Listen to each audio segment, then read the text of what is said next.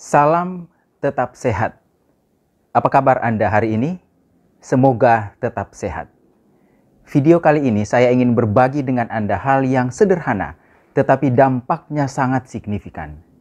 Saya akan menyampaikan tentang keseimbangan antara makan dan makanan terhadap aktivitas fisik atau olahraga. Makan dan makanan akan memasukkan kalori ke dalam tubuh kita. Sedangkan olahraga atau aktivitas fisik akan mengeluarkan kalori dari dalam tubuh kita.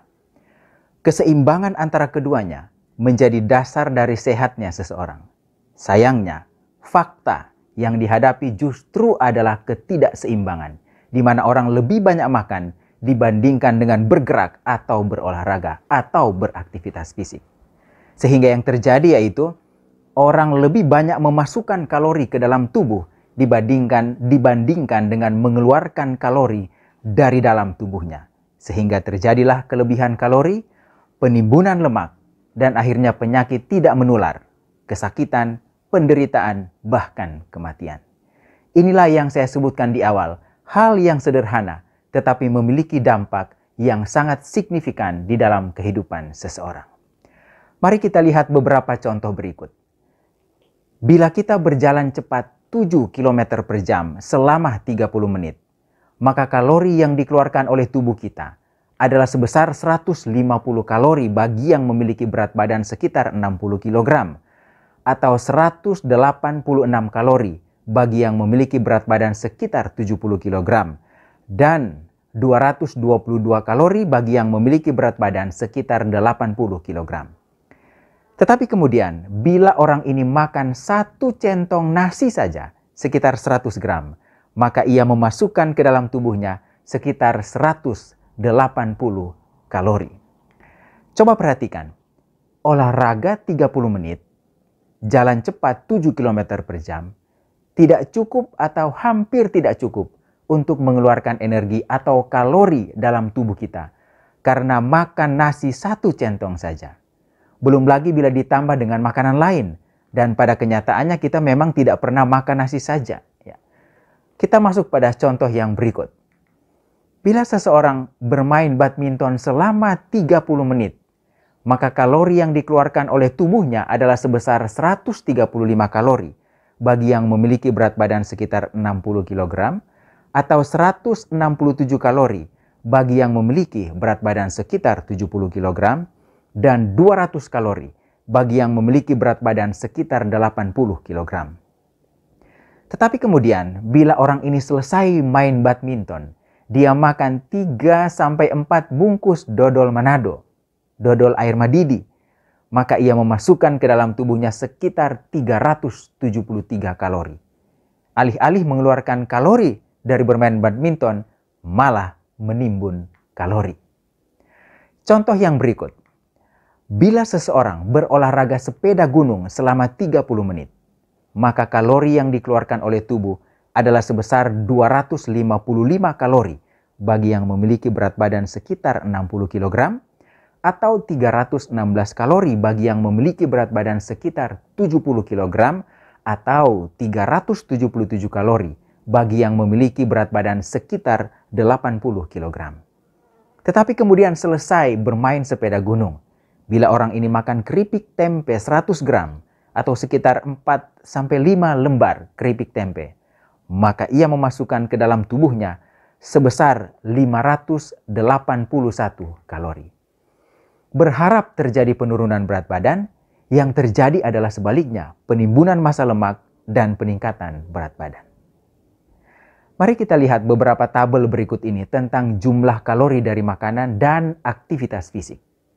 Untuk makanan, patokannya adalah 100 gram bahan makanan, dan untuk olahraga atau aktivitas fisik, patokannya adalah 30 menit. Yang pertama adalah tabel bahan makanan. Mari kita lihat bersama.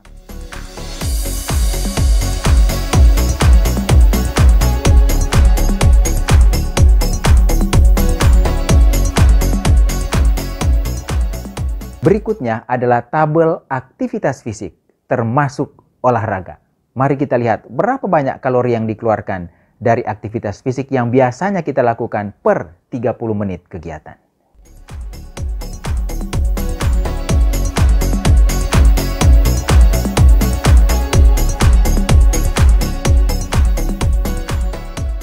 Nah, saya akan berikan lagi 2 contoh berdasarkan tabel-tabel tersebut. Seorang ibu dengan berat badan 70 kg dan sedang melakukan kegiatan memasak. Tetapi kemudian, sementara memasak ia juga sedang mengudap atau sedang ngemil keripik singkong 100 gram saja selama 30 menit. Maka kalori yang masuk dari keripik singkong 100 gram itu adalah 478 kalori. Sementara yang dikeluarkan karena aktivitas memasak hanya 93 kalori. Sehingga setelah 30 menit apabila ibu tersebut sudah selesai memasak, maka terjadi penimbunan atau kelebihan kalori sebesar 385 kalori. Luar biasa. Kegiatan memasak bukannya mengeluarkan energi, malah memasukkan bahkan menimbun kalori. Dan bila ini terjadi selama 18 hari, maka akan meningkatkan massa lemak dan tentu saja berat badan sebesar 1 kg murni dari peningkatan jaringan lemak. Coba kita lihat contoh yang lain. Seseorang dengan berat badan 57 kg melakukan senam ringan selama 1 jam. Dan setelah selesai senam, dia ngemil atau mengudap kue lumpur 2 biji sekitar 100 gram.